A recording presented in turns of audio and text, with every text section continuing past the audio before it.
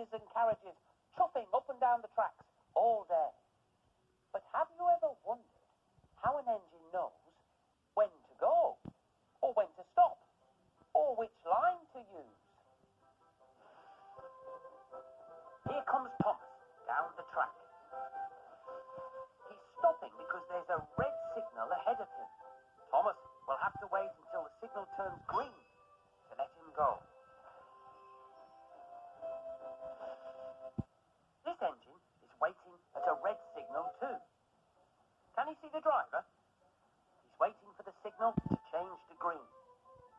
This is the signalman. He's in charge of keeping the train safe on this part of the line. It's his job to change the signals. He does that by using these big levers. In this signal box, the signals are moved by the red levers.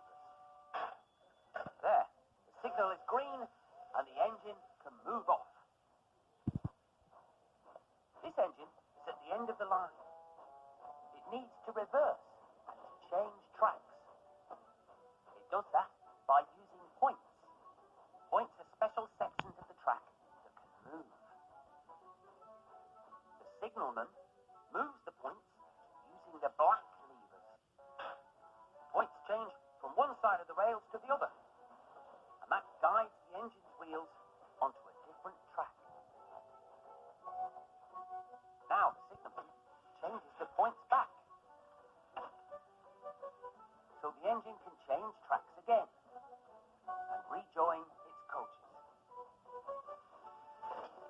The guard waves his green flag and whistles to let the driver know it's safe to go. The guard